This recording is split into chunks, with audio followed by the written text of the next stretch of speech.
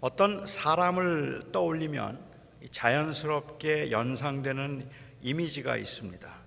그 이미지는 그 사람의 말이나 아니면 그 사람의 언행에서 보이는 특이함 때문에 생기는 것이기도 하고, 남들보다 좀 특별하고 탁월한 면이 있기 때문에 생기는 이미지이기도 합니다. 한국 사람, 그러면 여러분들은 어떤 이미지가 연상이 되십니까? 여러분의 담임 목사님을 생각하면 혹시 떠오를 만한 아주 특이한 특징이나 혹은 행동의 습관이 있습니까?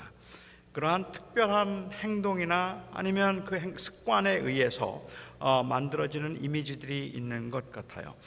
제가 사역하던 교회에 함께 동역하던 목사님 중에 전정구 목사님이라는 분이 계셨습니다. 이분은 서정 시인입니다. 그래서 시집도 한 2억 원 내신 분이었는데, 설교 중에도 본문과도 별로 상관이 없어도 아주 거의 매 설교마다 꽃 이야기, 새 이야기, 사슴 이야기, 이런 이야기들이 자주 나옵니다. 그렇기 때문에 저희 교회 교인들은 아름다운 것이나 혹은 낭만적인 것들을 보면 항상 그 목사님을 떠올리면서, 야, 여기는 전 목사님이 오셔서 보셨더라면 좋았겠다, 이건 참 전 목사님이 좋아하시겠다라고 말을 합니다. 교인들이 전 목사님에 대해서 그렇게 말하는 것에 대해서 저는 아무 문제가 없습니다. 그런데 문제는 그 다음입니다. 교인들이 이 아름답고 낭만적인 것을 보면 그 목사님을 떠올리는 교인들이 돼지 삼겹살, 족발을 볼 때는 제가 떠오른대요. 그 노 목사가 있었더라면 잘 먹었을 텐데 라면서 저를 연상한다는 것입니다. 아름다운 전망 그리고 낭만적인 장소를 보면 저를 떠올리는 사람이 없고, 좋은 음악이나 혹은 좋은 책을 보면 저를 떠올리는 사람이 없습니다. 동네에 식당이 새로 생기면 제가 제일 먼저 생각이 난답니다. 그나마 위로가 되는 것은 가끔 어떤 사람들이 저의 외모를 떠올리기도 한다는 것입니다. 살만 조금 빼고 턱선만 살아나면 눈빛은 완전히 배우 정우성 씨 닮았다. 나는 목회를 실력으로 하지 않고 외모로 한다. 거의 20여 년 동안 제가 목회를 하면서 제 외모에 관하여서 말을 했더니 이제 교인들이 세뇌되어서 교인들이 저를 생각하면 배우 정우성 씨가 떠오른다는 사람들도 있습니다.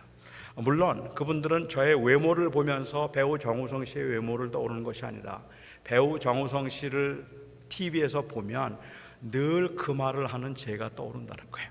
자기가 닮았다고 말하고 있는 그 목사인 저를 떠오른다라고 이야기를 하죠. 하지만 저를 바라보는 제 아내의 시선, 그리고 제 아내의 고정된 이미지는 달라지지 않습니다. 어느 날 제가 아무것도 하지 않고 그냥 눈을 감고 조용히 이 음악을 듣고 있으면 제 아내가 저를 흔들어요. 그리고 무슨 일이 있어? 그래요. 도대체 왜 그래요? 그러니까 제 아내가 보기에 저에게는 낭만이라고는 약으로 쓰려고 해도 찾아볼 수 없고 그저 먹기만 탐하는 그런 모습입니다. 섭섭하지만 사실 저는 할 말은 없습니다.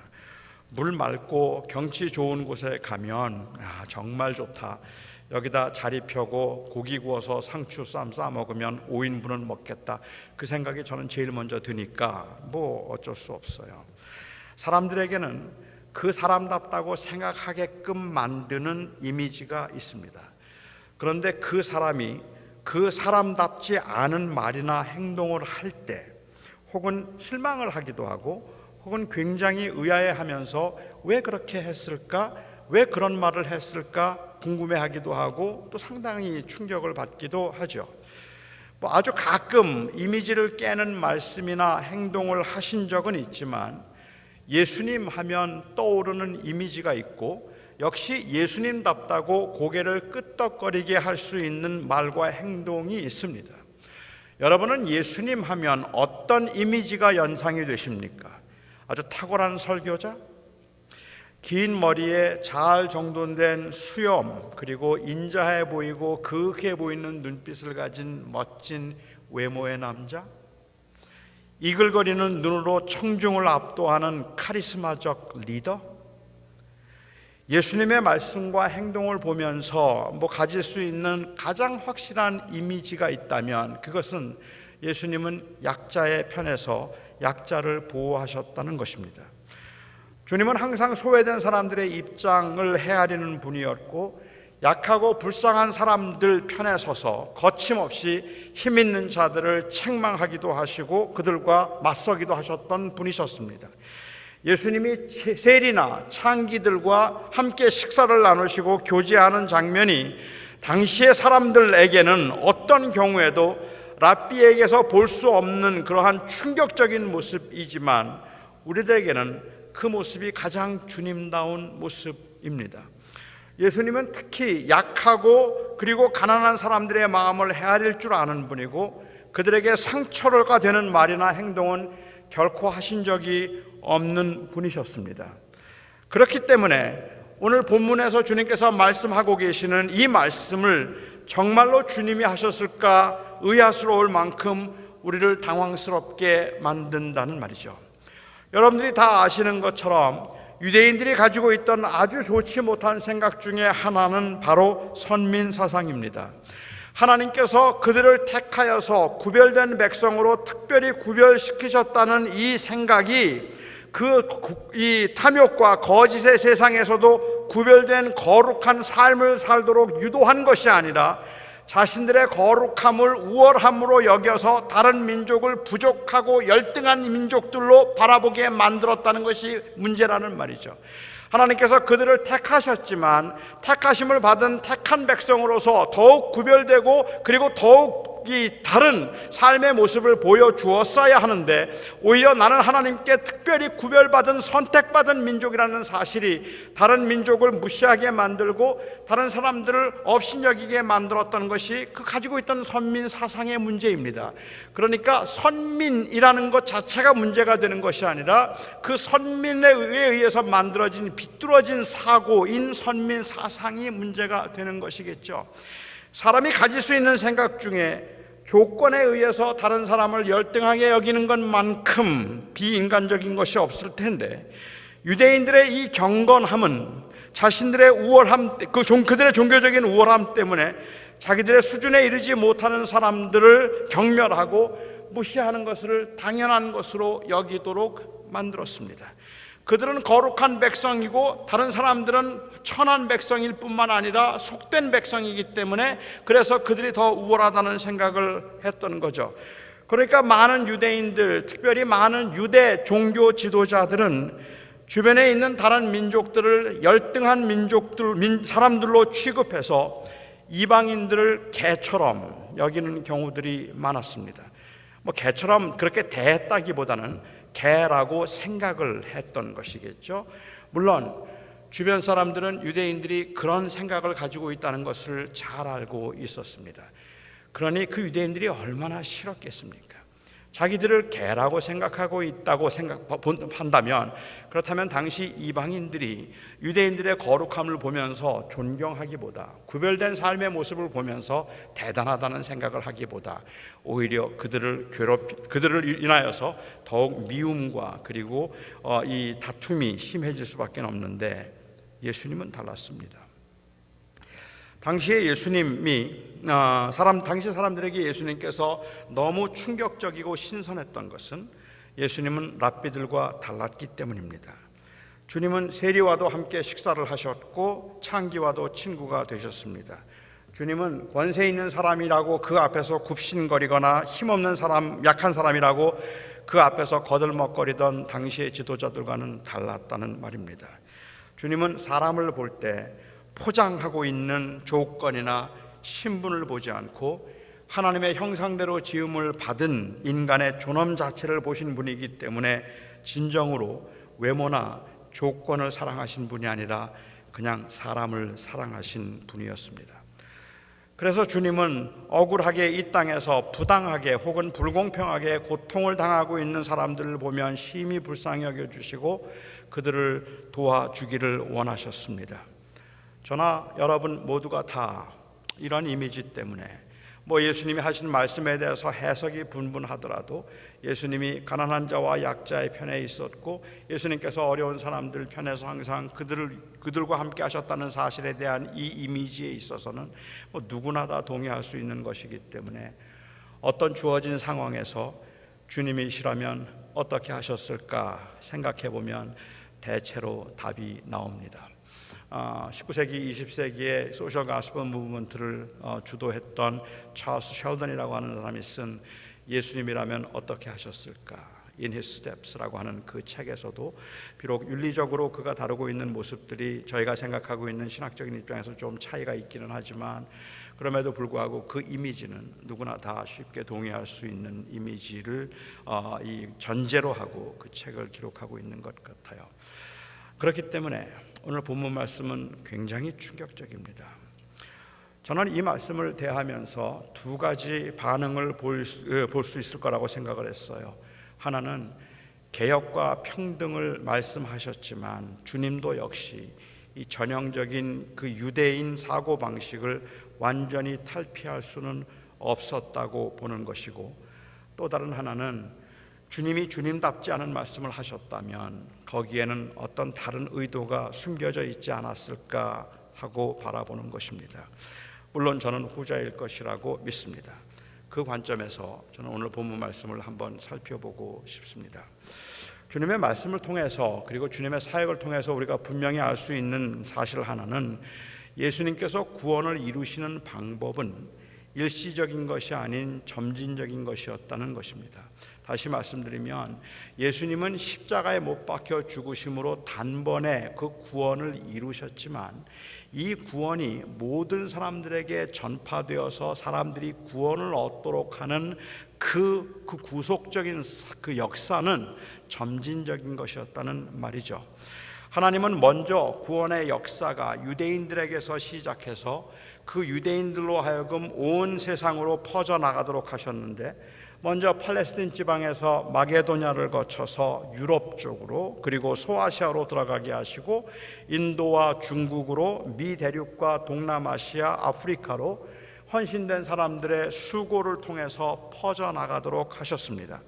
그렇게 복음의 혜택이 모든 사람들에게 임하도록 하기 위해서는 정해진 시간과 때가 있었습니다. 그래서 점진적인 거죠. 예수님께서는 30여 년 동안 이 땅에 사시면서 대속의 죽음을 위해 인류를 위한 구원의 길을 여시고 이 사실을 온 인류에게 전하기 위해서 제자들을 훈련시키시는 일에 전념하시고 팔레스틴 바깥 지방으로 나아가서 로마나 아니면 우리 조국 한반도에 와서 복음을 전하는 일들은 하지 않으셨습니다.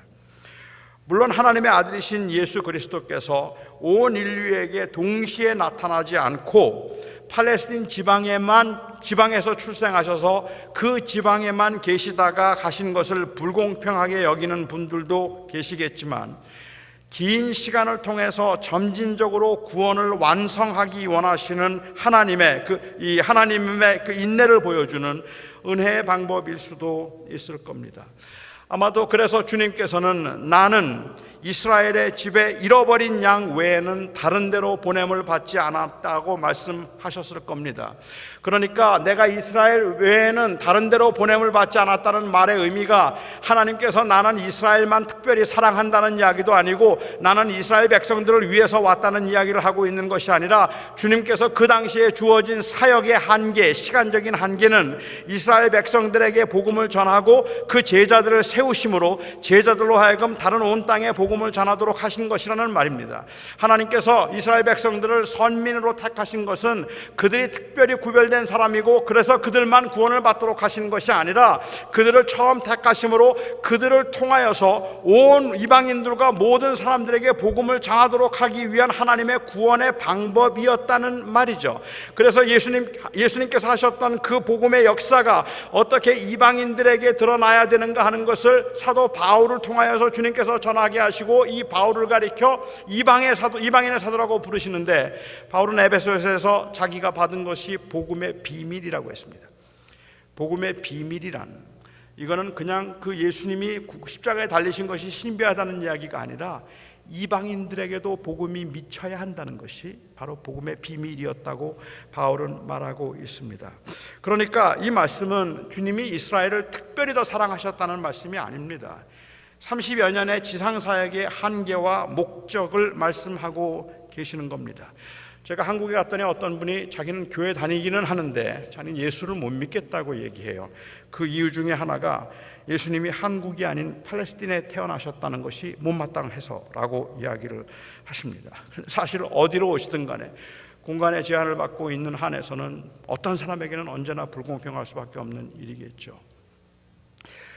주님께서 이 땅에 오셔서 제자들을 세우시고 팔레스틴 지방에서 이스라엘 백성들을 향하여 사역을 감당하신 것은 그 나머지 부분들을 제자들로 하여금 감당하도록 하기 위한 것이었습니다. 이 부분은 어느 정도 제가 이해한다 하더라도 저는 오늘 주님께서 오늘 본문에서 이 여인에게 하신 말씀은 너무 냉정했다고 생각합니다. 마가복음의 기록을 보면 주님은 이 사건이 있었을 때 즈음부터 많은 군중들을 피하셨어요. 특히 7장 이제 끝부분에 가서는 많은 군중들을 피하시고 제자들과 함께 지내시면서 제자들을 훈련하시는데 더 많은 시간을 보내었습니다. 그렇다면 오늘 본문 사건도 제자들을 훈련시키기 위한 그러한 주님의 의도와 아주 깊은 관련이 있다고 저는 생각합니다. 오늘 본문의 사건이 있기 전에 예수님께서는 제자들이 손을 씻지 않고 식사를 한 것이 예수님의 제자들이 손을 씻지 않고 식사한 것이 문제가 되어서 바리새인들과 예수님 사이에 논쟁이 있었습니다. 유대인들은 외출했다 돌아오면 반드시 손을 씻었습니다. 위생적인 이유도 있었겠지만 종교적인 이유가 더 강했습니다. 유대인들은 원래 부정한 것을 만지지 못하도록 되어 있었는데 그들이 만져서는 안 될 부정한 것 중 하나가 바로 이방인들이었습니다. 손 씻는 게 익숙해진 요즘 우리의 일상에서는 좀 이해가 되지 않을까라는 생각이 들기는 해요. 이방인들을 만지기가 힘들었던 것은, 만지지 못했던 것은 이방인들 자체를 부정하게 여겨서이기도 하겠지만 성경에는 그런 기록은 없으니까. 그런데 이방인들이 아무렇지도 않게 부정한 것을 만져서 그 부정한 것을 만진 이방인들과 접촉함으로 자기들이 부정한 것을 만지게 되는 이 간접 감염에 대한 두려움 때문이겠죠. 그래서 유대인들은 이방인들과 상종하지 않으려고 했을 뿐만 아니라 이방인들을 만지려고도 하지 않았고 그런 이유 때문에 들어오면 반드시 손을 씻었습니다. 그런데 유대의 지도자들, 제자들 중에 손을 씻지 않았던 사람이 있었기 때문에 바리새인들이 주님께 와서 따진 겁니다. 당신의 제자 중에 손을 씻지 않고 부정한 손으로 음식을 먹는 사람이 있던데 경건한 랍비로서 그런 사람들을 어떻게 도대체 그냥 둘 수 있습니까? 어떻게 그들이 손 씻지 않는 것을 내버려 두신단 말입니까? 라고 책망을 했어요. 그때 주님께서는 아주 신랄하게, 정말 신랄하게 당시 유대 지도자들을 책망하셨습니다.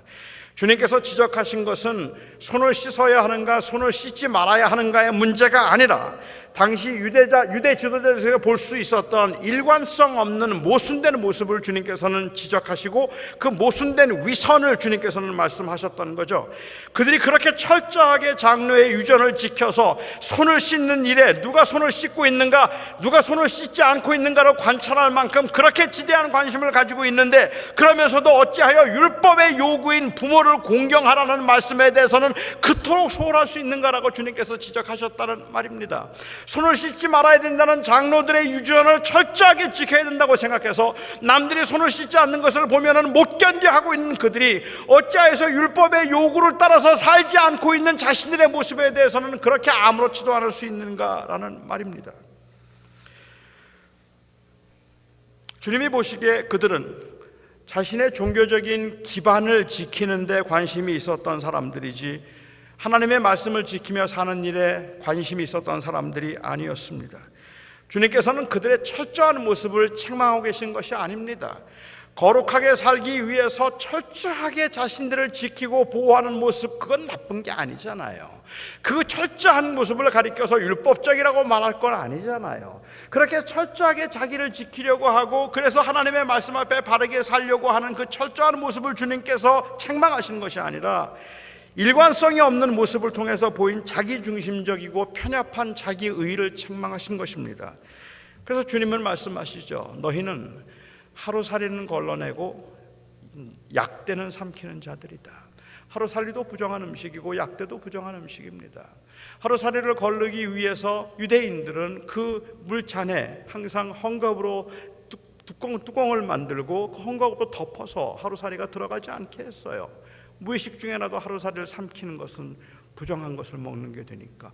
그러면서 약대를 삼키는 모습, 집에서 기르던 야채, 채소의 11조를 하면서도 11조 정신이었던 의와 인과 신을 아무렇지도 않게 저버린 모습, 주님께서는 그들이 자신도 모르게 그렇게 회칠한 무덤의 모습으로 바뀌어가고 있는 것을 책망하고 경고하셨습니다.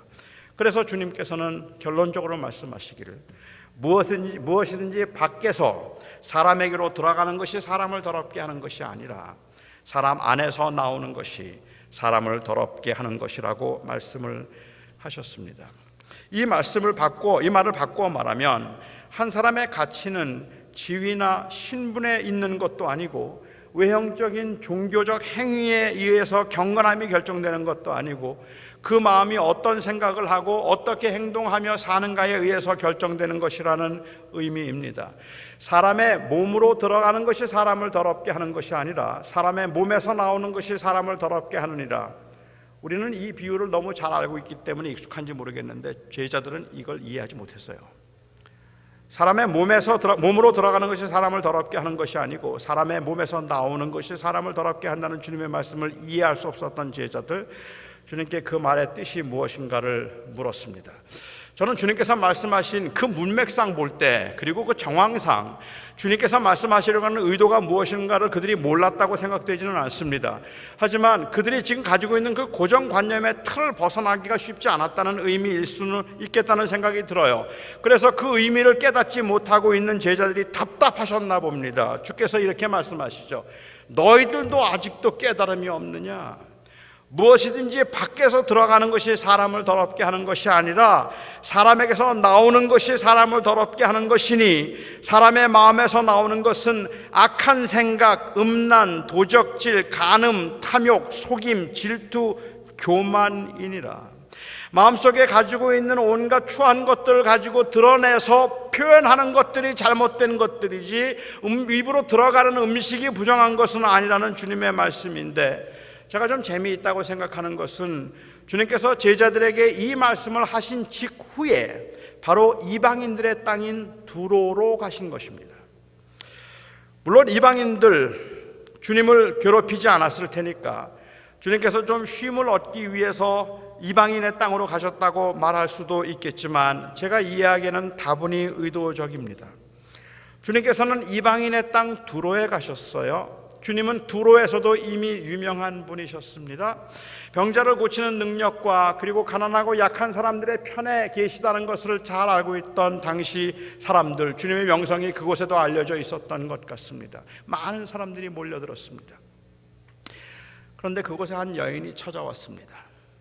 가나안 지방 여인이었습니다. 이방 여인입니다.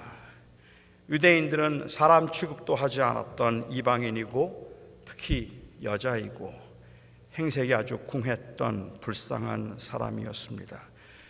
유대의 랍비라면 이와 같은 여자와 함께 자리를 한다는 것만으로도 부당하게 생각했을 만큼, 부정하다고 여겼을 만큼 경멸스러운 인간입니다.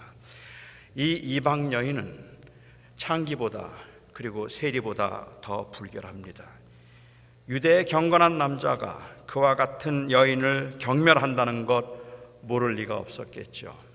그럼에도 이 가난한 여인이 어쩌면 예수님에 대한 그 명성 때문에, 예수님에 대한 이미지 때문에, 아니면 본인의 절실함 때문에 여인이 유대의 랍비인 예수님을 찾아와서 그 발 앞에 무릎을 꿇었다면 아마 굉장히 절박한 상황이었음에 틀림이 없습니다.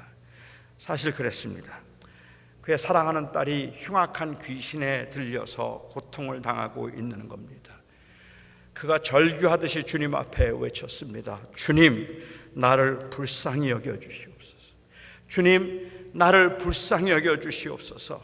이럴 때 따뜻하게 그 여인을 위로해 주셔야 주님답지 않겠습니까? 무슨 일인가 물어야 되지 않겠습니까? 걱정하지 말라, 내 딸이 고침을 받았다라고 말씀해 주셔야 되는 것 아닙니까? 아무 걱정하지 말라, 하나님이 너와 함께 하신다고 말씀해 주셔야 하는 것 아닙니까?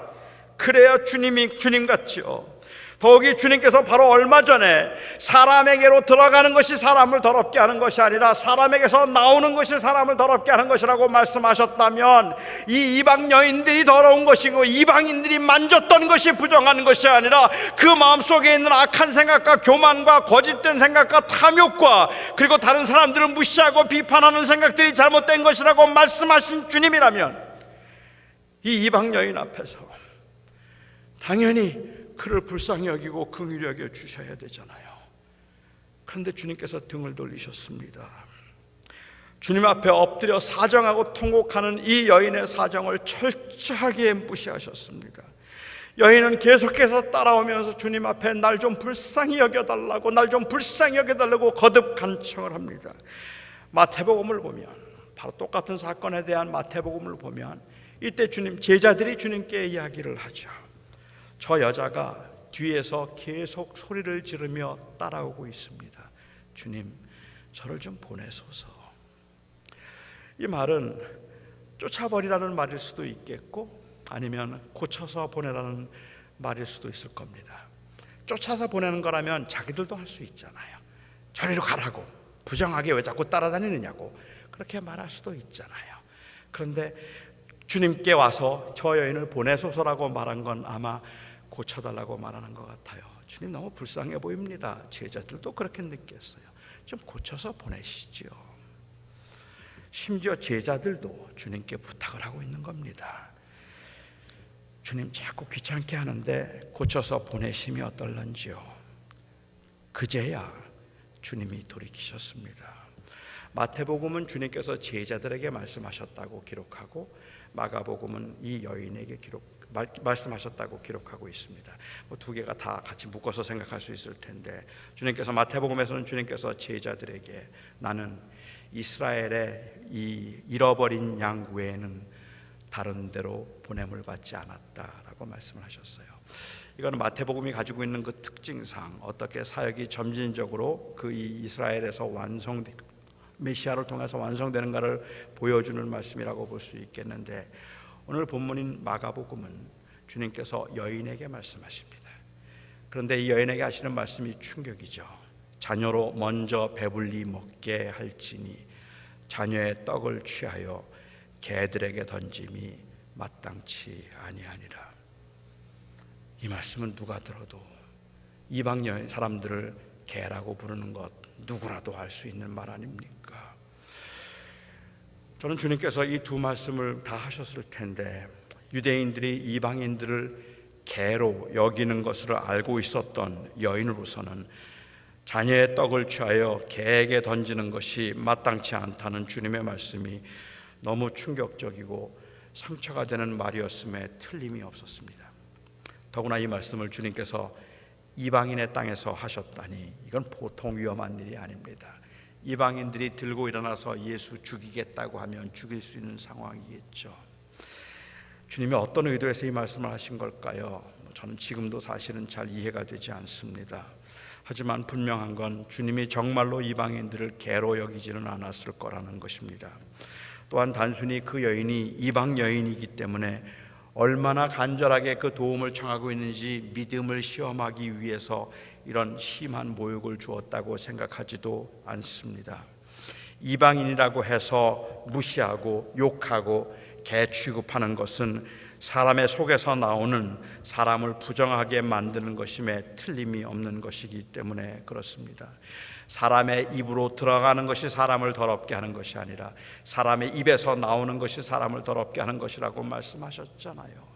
그런데 어떻게 그런 주님께서 이방 여인에게 자녀의 떡을 취하여 개에게 줄 수 있겠느냐고, 어떻게 그렇게 말씀하실 수 있냐는 말입니다. 하지만 주님께서는 사마리아에 가서도 사마리아 여인에게도 복음을 전하셨고, 이방인들에게도 복음을 전하시고, 거라사 지방에 가셔서 그 이방인의 그 이 어려움과 아픔도 해결하셨던 주님이 이방인들을 무시하셨다고 볼 수는 없을 것 같아요. 저는 주님의 의도를 다 알 수는 없고 여전히 그 말은 저에게는 불편함으로 거북함으로 남아있기는 하지만 저는 주님이 이 말씀을 제자들 들으라고 하신 말씀이라고 생각했습니다.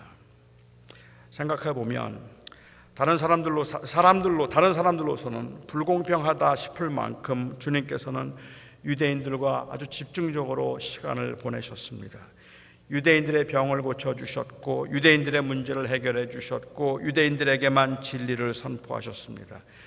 그럼에도 불구하고 유대인들은 더할 수 없이 아주 냉랭한 반응을 보여주었죠.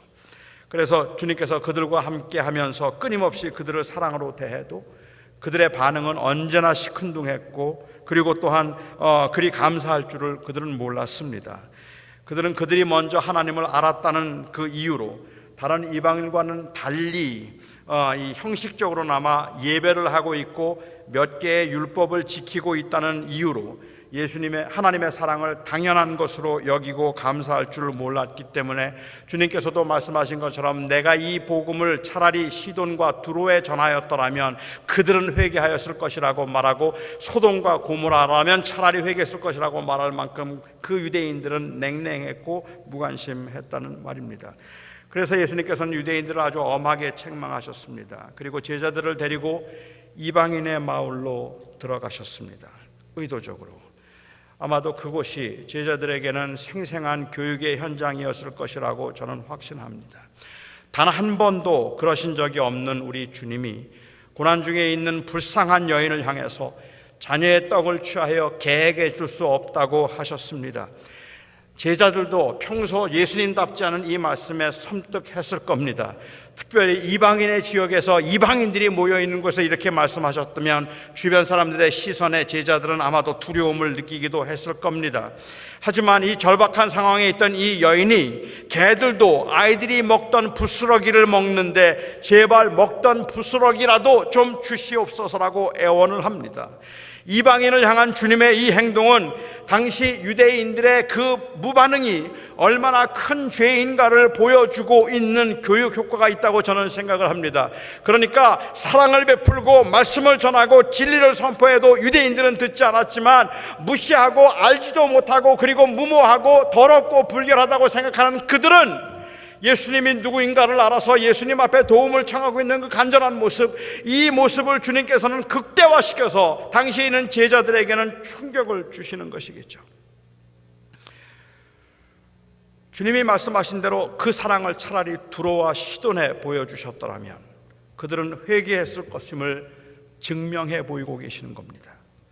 이방인들은 감히 생각도 못하는 특권을 누리면서도 유대인들은 항상 불평을 하고 악한 마음을 품고 있는 겁니다. 주님께서 이방 여인에게 하신 말씀이나 이방 여인이 보인 반응은 당시 유대인들의 마음이 얼마나 완악한 것인가를 보여주기에 충분했고 그 상태에서 제자들은 이제 무엇을 위해서 사역을 해야 되는가를 배울 수 있는 아주 생생한 교육 현장이었다고 저는 생각합니다. 먼저 사랑을 받는 것은 특권입니다. 남이 누리지 못하는 것을 누리는 것도 적어도 이 세상에 사는 동안에 너무 큰 혜택입니다. 그러나 그것을 감사할 줄 모르고 오히려 다른 사람들을 무시하는 수단으로 삼는 것은 차라리 누리지 못하는 것보다 더 큰 악이 되는 겁니다. 적어도 이 자리에 계시는 또 이 온라인으로 함께 예배 참석하신 저와 여러분은 약간씩의 정도의 차이가 있기는 하지만 아직 주님을 모르는 사람들보다는 더 빨리 특권을 누리고 있는 사람들이고 어렵다고 말하기는 하지만 생각해보면 감사할 것이 많은 사람들입니다. 경제적으로 사회적으로 많이 버겁고 힘들기는 하지만 그래도 남들보다는 더 나은 환경에서 더 많은 것을 누리며 살았던 사람들이 우리 중에는 제법 많이 있습니다. 그럼에도 불구하고 우리의 입술에 항상 원망과 불평이 가득하거나 혜택을 누리지 못하는 사람들을 무시하고 정죄하는 입장을 취한다면 우리 역시도 주님의 마음을 아프게 하는 사람들임에 틀림이 없습니다.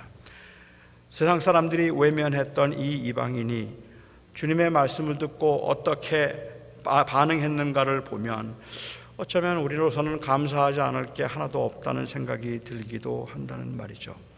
요즘은 교회가 차별을 받는다는 말을 많이 듣고 있고, 그리고 교회를 정부가 의도적으로 차별했다고 불평을 하고 교회를 비난하는 소리들도 제법 높습니다. 저는 그 비난의 소리를 들으면서 왜 우리만 가지고 못 살게 구느냐고 불평을 하기보다는 오히려 미안한 마음으로 더 어려운 사람들에 대해서 그 귀를 기울여야 할 것 같다는 마음이 커집니다. 왜냐하면 우리는 나그네로 세상에 존재하는 교회로서 오히려 이 세상에 대한 미안한 마음과 고마운 마음이 우리의 사명을 이루어내야 되기 때문에 그렇습니다. 많이 누린다고 생각해서 저들은 왜 저렇게 무식하냐고 말할 게 아니라 내가 받은 은혜와 사랑 때문에 오히려 그 사랑을 알지 못하는 사람들을 경멸하고 무시하기보다 오히려 그들에게 미안한 마음이 있어서 그게 전도가 되고 그게 선교가 되고 또한 그게 교회를 이 땅에 풍성하고 또 건강하게 세워가는 이유가 되어야 한다는 말입니다. 제가 믿기에 우리 주님은 이방 여인을 무시하지 않았습니다. 주님은 그 여인을 만나러 일부러 그곳에 가셨다고 저는 확신합니다. 주님은 그 여인의 안타까운 사정을 해결해 주실 계획을 가지고 계셨습니다.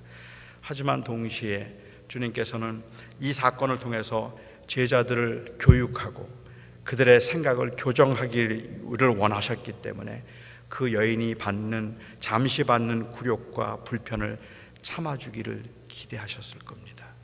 그래서 그 여인을 의도적으로 모욕적인 말씀을 하셨고, 이 여인이 그 모욕적인 말 가운데도 주를 의지함을 통하여서 이 제자들에게 이제 다른 이방인들에게 어떻게 대하며 살아야 되는가를 보여주실 수 있는 좋은 기회가 되었다고 생각합니다. 마치 우리가 이 세상에 살면서 우리의 상식과 이해로는, 그리고 주님에 대한 우리의 믿음과 경험으로는 도저히 이해할 수 없는 하나님이 사랑이신데 왜 이런 일이 발생하는지, 어찌하여서 그런 것들을 용납하시는지 도저히 이해가 되지 않지만, 이런 일들을 경험하면서 혼란스러워하고 그리고 또한 우리가 분노할 때 주님이 다른 누군가에게 혜택과 유익이 있어서 인내해 주기를 기대하신다면 우리가 인내함이 마땅하다는 말입니다. 하나님 왜 이렇게 하십니까? 라고 말하기보다, 저 악한 자들을 쓸어버리소서라고 말하기보다 주님이 무슨 의도가 있겠지라는 생각을 하면 조금 더 참아주고 인내해 줌이 마땅하다는 말입니다.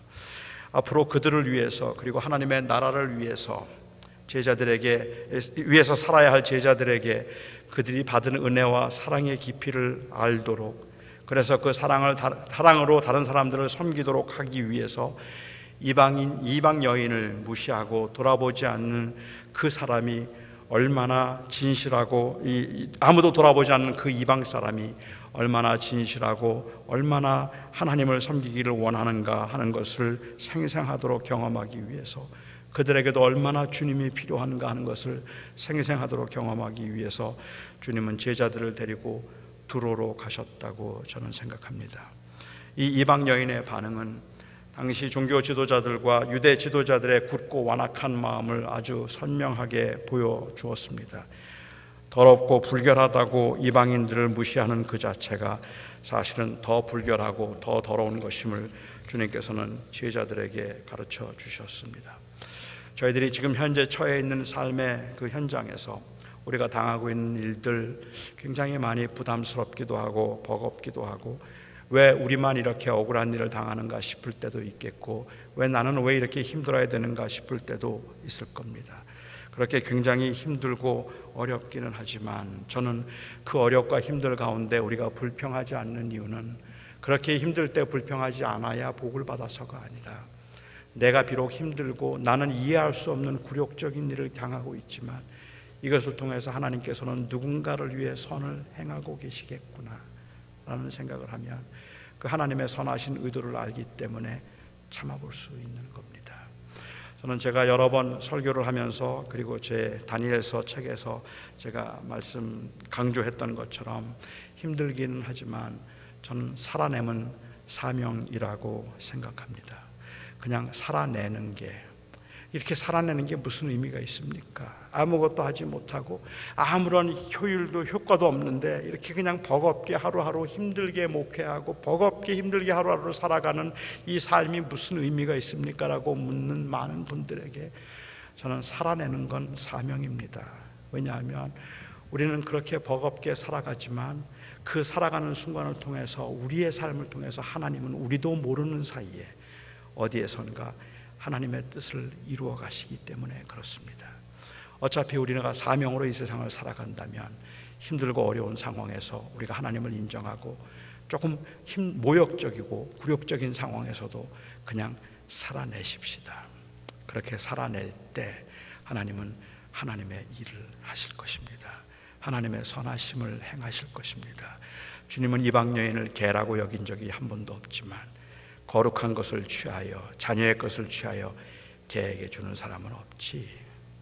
이 말을 그 이방인 여인에게 하시면서 그 여인이 그런데도 주님 없으면 못 삽니다라고 고백하기를 주님은 기대하셨습니다. 단순히 그 믿음을 보기를 원하셨던 것이 아니라 바로 그 사건을 통해서 제자들이 깨닫기를 원하셨던 겁니다. 이제 제자들이 어떻게 이방인들을 위해서 살아야 하는지, 어떻게 약자와 불쌍한 사람들을 위해서 살아야 하는지를 알도록 해주신 것이라고 저는 생각합니다. 지금도 많이 굉장히 어려울 때입니다. 어려운 상황에서 우리는 자꾸만 다른 사람들이 보이게 되어 있어요. 왜 나만 힘들지? 왜 나만 이렇게 어렵게 지내야 되지? 라는 생각이 들기도 하고 때로는 굉장히 섭섭하기도 하고 원망스럽기도 합니다. 지난 주일날 제가 설교를 하면서 주일 설교의 핵심은 우리가 이런 고난 가운데 있으면서 주님을 바라보자라고 말씀을 드렸습니다. 그리고 저는 오늘 수요 예배 설교의 결론은 우리가 이 고난 가운데 있으면서 하나님께서 하시는 거룩한 일이 있으니 이제 다른 사람도 좀 바라보자 하는 말을 하고 싶습니다. 우리가 고난 가운데 있으면서 주님을 바라보고 주님 우리가 죽게 되었는데 그냥 두십니까? 라고 깨워야 되겠죠.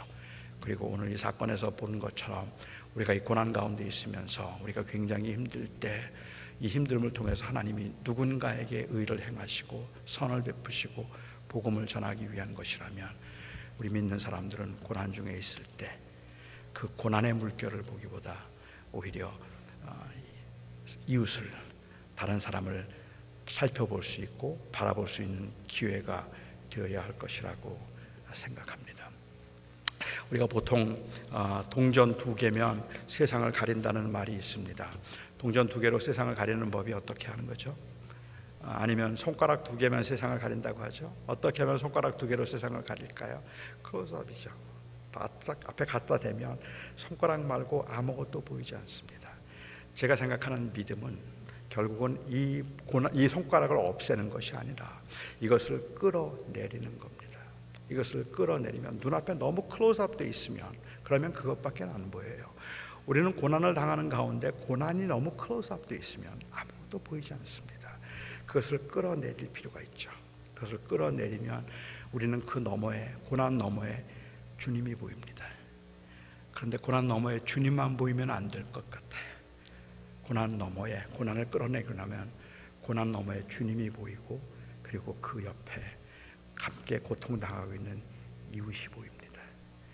그러면 우리는 그들을 향한 주님의 선하신 계획이 있음을 믿고 우리가 또 하나님 앞에 쓰임받기를 구함이 맞을 겁니다. 힘들수록 주님 바라보시기를 바라고 우리는 나그네로 이 땅을 살아가는 사람들에게 어려울수록 더욱 이웃을 생각할 수 있기를 바랍니다. 기도하겠습니다.